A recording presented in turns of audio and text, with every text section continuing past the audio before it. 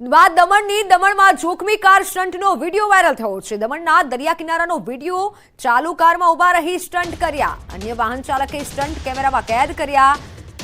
આ વિડીયોમાં તમે જોઈ શકશો કે કઈ રીતે જોખમી કાર સ્ટંટ થઈ રહ્યા છે। કાર ઉપર બેસી અને આ રીતે જોખમી સ્ટંટ કરી રહ્યા છે આ યુવકો।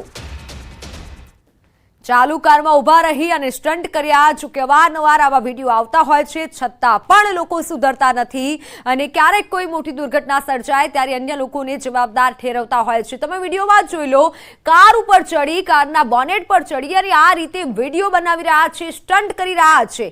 રાતનો આ સમય છે, રાત્રે ફૂલ સ્પીડમાં ગાડીઓ જતી હોય છે અને તેવા સમયે આ રીતે સ્ટંટ કરવા જોખમી સાબિત થઈ શકે છે। અન્ય વાહન ચાલકે આ સ્ટંટ કેમેરામાં કેદ કર્યા છે અને આ વિડીયો અત્યારે સોશિયલ મીડિયામાં વાયરલ થઈ રહ્યો છે।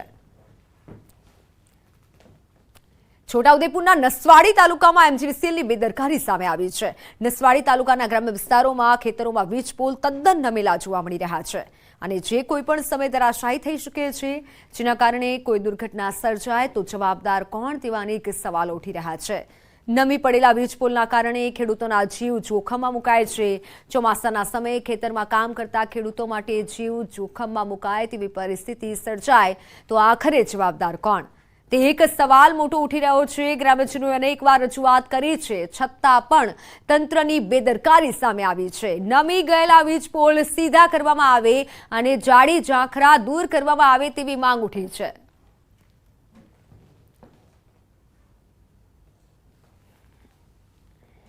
નસવાડી તરફથી લાઈન આવે છે, એની નીચે ઝાડવા વધારે છે, એના કારણે ફોલ થાય છે, એટલે અમારી લાઈનો ચાલતી નથી। જોખમ તો છે, જવાની એ બીક લાગે, પણ શું કરવાનું। તકલીફ એટલી જ છે કે ઝાડવા વાયડી અડી જ જાય છે અને કોઈ શોર્ટ સર્કિટ થાય તો ઉપાડી છે। ખેડૂતો અવડે આવે, ખેતીનો ટાઈમ આવ્યો બરાબર છે અને ઝાડવા ઉપર લાઈન ઉપર અડી ગયેલા છે અને માણસો તકેદારી રાખતા નથી। આ વિદ્યુત બોર્ડવાળા, વીજ કંપનીવાળા એને જરા તકેદારી લેવું જોઈએ, ઝાડવા કપાવવા જોઈએ, અડી ગયેલા છે। નસવાડીથી કંકુવાસન જવાનો જે મુખ્ય માર્ગ છે, આપણે તસવીર બતાવવા માગીશું। આજે મુખ્ય માર્ગ પર અસંખ્ય એમજીવીસીએલના પોલ આવેલા છે જે બિલકુલ નમી ગયા છે। આજે મુખ્ય માર્ગ પર જે રીતે જે જોઈ શકો છો તસવીરમાં, જે એમજીવીસીએલની જે બેદરકારી છે તે જોવા મળી રહી છે। આમ તો ગુજરાતભરમાં જે ઘટનાઓ બની રહી છે તેની અંદર જે પણ જ્યારે ઘટના બને ત્યારબાદ તંત્રના જે અધિકારીઓ છે તેની બેદરકારી સામે આવતી હોય છે, પરંતુ આજે નસવાડી તાલુકાના જે કંકુવાસન જવાનો જે મુખ્ય માર્ગ છે તેની ઉપર જ અસંખ્ય વીજ પોલ છે તે બિલકુલ નમી પડેલા છે। એટલે ચોક્કસથી જીવનું જોખમ જે આ વિસ્તારના લોકોની માથે મંડાઈ રહેલું હોય તેવું લાગી રહ્યું છે। આમ તો આજે એમજીવીસીએલના જે પોલ છે તેની પર ખુલ્લા વાયરો છે। જો કોઈક અકસ્માત સર્જાય અને જો પોલ જો ધરાશય થાય તો આ જે ખુલ્લા જે વાયરો છે તે બિલકુલ કોઈના જે રાહદારીઓની ઉપર પડે તો જીવનું જોખમ પણ જોવાઈ રહ્યું છે। આ જે રીતે આ જે રાહદારીઓથી પસાર થાય છે અને જે બાજુની અંદર આવેલા જે ખેડૂતોના જે ખેતરો છે તેની અંદર પણ લોકો જવા માટે ડરી રહ્યા છે, કારણ કે વીજ પોલ છે તે બિલકુલ નીચે નમી ગયેલા છે અને ખાસ કરીને આજે એમજીવીસીએલના જે પોલ છે તે તો નમેલા છે જ, તેની સાથે સાથે અન્ય કેટલાક વીજ પોલ એવા છે કે તેની ઉપર જારી ઝાકડા ઉગી ગયા છે અને વીજ પોલ જે નમી પડ્યા છે તેને સીધા કરે તો આજે આવનારા જે સમયની અંદર કોઈ દુર્ઘટના સર્જાય ના તેની કાળજી રાખે તંત્ર, તેવી આ વિસ્તારના લોકો માંગ કરી રહ્યા છે। Sejab Khatri, news 18 Gujarati, Chhota Udepur. Gandhinagar Kudasan construction site ખાતે ભેખડ ધસી પડતા 2 લોકો દબાયા છે। આસપાસના લોકોએ એક વ્યક્તિને માટીમાંથી જીવતો બહાર કાઢ્યો અને એક શ્રમિકનું મોત નીપજ્યું છે। 40 વર્ષીય શ્રમિક મંટુ યાદવનું માટી નીચે દબાવવાથી મોત નીપજ્યું છે। બોસ્કી સનલાઇટ સ્કીમમાં માટી નીચે 2 શ્રમિકો દટાયા હતા। ઇન્ફોસિટી પોલીસે હાલ કાર્યવાહી શરૂ કરી છે। વાત બનાસકાંઠાના છાપી નજીક બ્રિજની કામગીરી દરમિયાન એક દુર્ઘટના સર્જાઈ છે। લોખંડના સળિયા મજૂરો ઉપર પડતા મજૂર દટાયા છે। 4 જેટલા મજૂરો દટાતા લોકોએ બહાર કાઢી હોસ્પિટલમાં ખસેડ્યા હતા। એક મજૂર વધુ ગંભીર હાલતમાં છે। તમામ મજૂરોને સિદ્ધપુર સિવિલમાં સારવાર અર્થે ખસેડાયા છે। એક કામદારની સ્થિતિ અત્યારે ગંભીર હાલતમાં હોવાથી હોસ્પિટલમાં ખસેડાયા છે। છાપી બ્રિજની કામગીરી સમયે આ દુર્ઘટના સર્જાઈ હતી. લોખંડના સળિયા કામદારો પર પડ્યા અને જેના કારણે કામદારો ઇજાગ્રસ્ત થયા છે. એક કામદારની ગંભીર હાલતમાં સ્થિતિ હોવાથી તેઓને હોસ્પિટલમાં ખસેડવામાં આવ્યા છે. તમામ લોકોને બહાર કાઢવામાં આવ્યા છે. ફોનલાઈન પર સંવાદદાતા કિશોર જોડાઈ ચૂક્યા છે. કિશોર, આ ઘટના કઈ રીતે બની?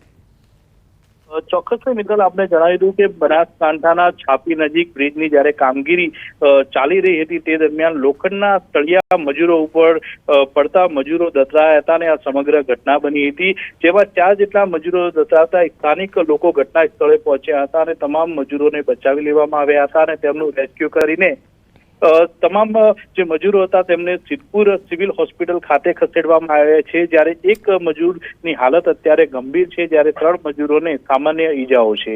મિત્તલ, બિલકુલ કિશોર, આભાર માહિતી બદલ. વાત રાજકોટની. રાજકોટ આકાંડ બાદ તપાસનો ધમધમાટ શરૂ કરાયો છે. રાજકોટના તમામ ગેમ ઝોન સીલ કરાયા છે. કમિશનર જ્યાં વધુ લોકો એકત્ર થયા છે ત્યાં તપાસ થઈ રહી છે. ફાયર, પોલીસ, શિક્ષણ અને તબીબની ટીમો બનાવી છે. હોસ્પિટલ, ટ્યુશન, થિયેટર અને મોલમાં ચકાસણી થઈ રહી છે. 2 દિવસમાં 200 એકમોની તપાસ થઈ રહી છે. 20 જેટલા એકમોને સીલ કરાયા છે. મનપાના અધિકારીઓ સામે તપાસ ચાલુ છે. તેમનો રિપોર્ટ આવ્યા બાદ મનપા કાર્યવાહી કરશે.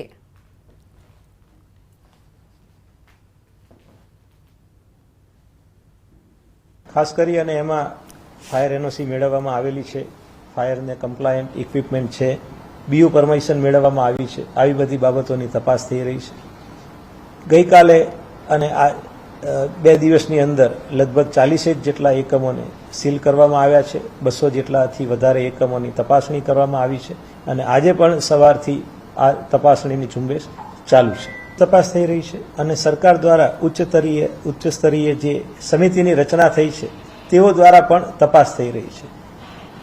તપાસણીના સમયગાળા દરમિયાન પોલીસ દ્વારા 4 થી 5 અધિકારીઓની અટકાયત કરવામાં આવી છે. એની સામે જે ફોજદારી કાર્યવાહી કરવાની થશે, પણ જ્યાં સુધી મહાનગરપાલિકાને લાગે વળગે છે ત્યાં સુધી એમની સામે શિસ્ત અને અપીલ મુજબની કાર્યવાહી કરવાની થાય. એ જ્યારે રિપોર્ટ અમારી પાસે આવશે, ઉચ્ચ સ્તરીય કમિટીનો પણ રિપોર્ટ આવશે અને જે ક્રાઇમ બ્રાન્ચ તપાસ કરી રહી છે, એસીબી પણ તપાસ કરી રહી છે, એનો પણ જ્યારે અમારી પાસે રિપોર્ટ આવશે ત્યારે રિપોર્ટને ધ્યાને લઈ અને જરૂર મહાનગરપાલિકા આગળની કાર્યવાહી કરશે. તો રાજકોટ આકાંડ બાદ અમદાવાદમાં શિક્ષણ વિભાગે કાર્યવાહી તેજ કરી છે. રાજકોટ આકાંડ બાદ તપાસ તેજ કરવામાં આવી છે. રોજની 50થી વધુ અમદાવાદ ગ્રામ્યની શાળાઓમાં ફાયરની સુવિધાની તપાસ કરાઈ રહી છે. અમદાવાદ શહેર અને ગ્રામ્ય મળી 10 જેટલી શાળાઓ નિયમોનું ઉલ્લંઘન કરતી હોવાનું પણ ધ્યાને આવ્યું હતું. ક્યાંક ફાયર એનઓસી ન હતી તો ક્યાંક પતરાના શેડમાં સ્કૂલ ચાલતી હોવાનું ખુલ્યું છે. જોકે 1 જૂન પહેલા રિપોર્ટ આપવા શિક્ષણ વિભાગે સૂચના આપી છે.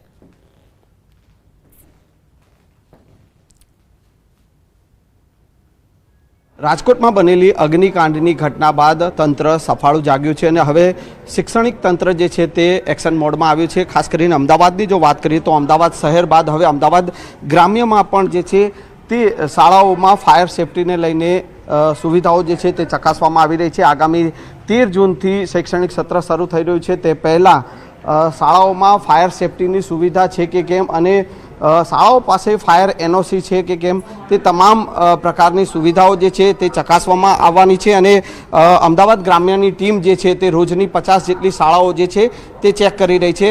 ખાટલોડિયાની જ્ઞાનદા ગર્લ્સ સ્કૂલ જે છે ત્યાં હાલ ટીમ તપાસ કરી રહી છે. બાબુભાઈ, શું કહેશો, કઈ રીતની વ્યવસ્થા વિદ્યાર્થીઓની સુરક્ષાને લઈને, ફાયર સેફટીને લઈને આપની સ્કૂલમાં છે?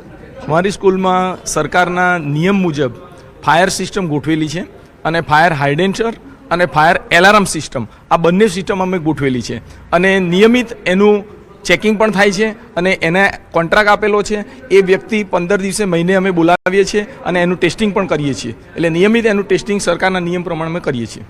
તો જે છે અત્યારે તમામ શાળાઓમાં આ પ્રકારે ચેકિંગ કરવામાં આવી રહ્યું છે. ફાયર સેફટી અને ફાયર એનઓસીની વ્યવસ્થા જે છે તે ચકાસવામાં આવી રહી છે. અમદાવાદ શહેર સહિતની ગ્રામ્ય સહિતની જે 10 જેટલી એવી સ્કૂલો પણ સામે આવી છે કે જેને નિયમોનું ક્યાંક ને ક્યાંક ઉલ્લંઘન કરી રહી છે, તો તેમને નોટિસ પણ પાઠવવામાં આવી છે. કેમેરામેન હિરેન શાહ સાથે સંજય ટાંક, ન્યૂઝ 18 ગુજરાતી, અમદાવાદ. અમદાવાદ ગ્રામ્યની શાળાઓમાં તપાસ કરવામાં આવી રહી છે. ગ્રામ્યની 70 શાળાઓમાં તપાસ હાથ ધરાઈ છે. ફાયર સેફટી અને એનઓસીને લઈને તપાસ કરાઈ રહી છે. 2 શાળાઓએ ફાયર એનઓસી રિન્યુ ન કરાવ્યું હોવાથી નોટિસ અપાઈ. 6 શાળાઓમાં પતરાના શેડ ધ્યાને આવતા નોટિસ અપાઈ. નોટિસ ફટકારી જવાબ રજૂ કરવા માટે આદેશ કરાયો.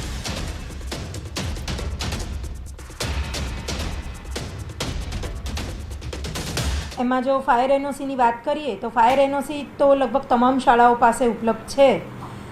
2 શાળાઓ એવી અમારી અમદાવાદ ગ્રામ્ય જિલ્લાની છે કે જેઓનું ફાયર એનઓસી એક્સપાયર થઈ ગયું છે.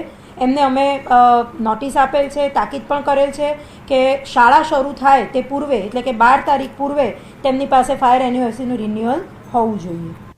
રાજકોટના અગ્નિકાંડને લઈને સમગ્ર જિલ્લા રાજ્યભરમાં ફાયર સેફટીને લઈને અનેક સ્થળે અભાવ જોવા મળી રહ્યો છે. સ્ટેચ્યુ ઓફ યુનિટી નજીક ચિલ્ડ્રન ન્યુટ્રિશન પાર્ક ખાતે પણ અનેક મુસાફરો આવે છે. જોકે ચિલ્ડ્રન ન્યુટ્રિશિયન પાર્કમાં જે નાના બાળકો પોતાના વાલીઓ સાથે આવે છે, રાજકોટમાં ઘટના બાદ ચિલ્ડ્રન ન્યુટ્રિશન પાર્ક પણ 5 દિવસથી બંધ કરાતા પ્રવાસીઓ અટવાયા છે. કારણ કે જે ચિલ્ડ્રન ન્યુટ્રિશન પાર્ક બંધ કરવામાં આવ્યું છે, પરંતુ એસઓયુની વેબસાઇટ પર ઓનલાઈન ટિકિટ ચિલ્ડ્રન ન્યુટ્રિશન પાર્કની બુક થતાં પ્રવાસીઓ બુક કરી આવી રહ્યા છે. અહીં ચિલ્ડ્રન ન્યુટ્રિશન પાર્ક આવી એન્ટ્રી ન મળતા પ્રવાસીઓ અને ન્યુટ્રિશન પાર્કના કર્મચારીઓ સાથે બોલાચાલી પણ થઈ રહી છે. હાલ તો તંત્રના અનગઢ વહીવટના કારણે પ્રવાસીઓ ધરમનો ધક્કો ખાવા મજબૂર બન્યા છે અને જેને લઈને આજે પ્રવાસીઓ રોષે ભરાયા હતા. હવે પ્રવાસીઓની માંગ છે કે એસઓયુ સત્તામંડળ દ્વારા ઓનલાઈન ટિકિટ બુક કરવાનું બંધ કરે.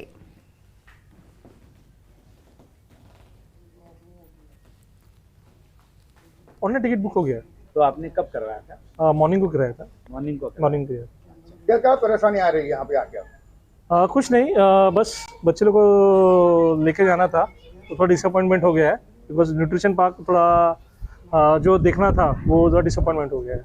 રાજકોટના અગ્નિકાંડ બાદ તમામ ગુજરાતમાં ગેમ ઝોનો મોલો પર બંધ કરી દેવામાં આવે છે, જે સુરક્ષાની દ્રષ્ટિએ બંધ કરવામાં આવે છે. પરંતુ નર્મદા જિલ્લામાં જે સ્ટેચ્યુ ઓફ યુનિટી બની છે તેની પાસે જ આવેલ જે ચિલ્ડ્રન ન્યુટ્રિશન પાર્ક છે એ પણ બંધ કરી દેતા પ્રવાસીઓ અટવાયા છે. ખાસ વાત કરીએ તો જે સરકારી બાબુઓ છે, જે તંત્ર છે, તંત્રના અનગઢ વહીવટને કારણે આજે પ્રવાસીઓ અટવાનો વારો આવ્યો છે. કારણ કે જે ઓનલાઈન ટિકિટ છે એ ઓનલાઈન ટિકિટ શરૂ રાખાતા જે મુંબઈ, મહારાષ્ટ્ર, મધ્યપ્રદેશના જે પ્રવાસીઓ અહીંયા આવે છે એ પ્રવાસીઓ ઓનલાઈન બુકિંગ કરીને આવતા એમને પ્રવેશ ના મળતા આજે વહેલી સવારથી જ જે ચિલ્ડ્રન ન્યુટ્રિશન પાર્કના અધિકારીઓ જે છે અધિકારીઓ સાથે બોલાચાલી પણ થઈ છે.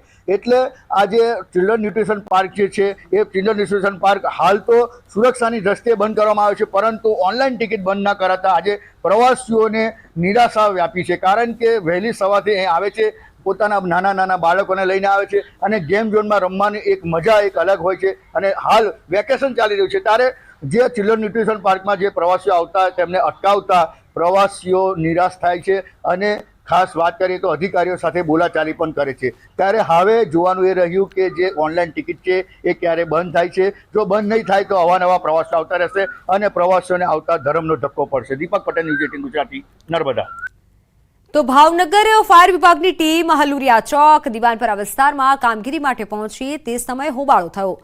વિભાગની કામગીરીથી અસંતોષ માની વેપારીઓ દ્વારા પોતાના વેપાર ધંધા બંધ કર્યા. ભાવનગર શહેરના વિવિધ વિસ્તારોમાં રાજકોટ દુર્ઘટના બાદ ફાયરની ટીમ એક્શનમાં આવી છે અને સીલ મારવાની કામગીરી કરી રહી છે. દિવાનપરા, હલુડિયા ચોક વિસ્તાર, પેડચલા શેરી સહિતના વિસ્તારોમાં ફાયર એનઓસી વગર એકમો ચાલી રહ્યા છે.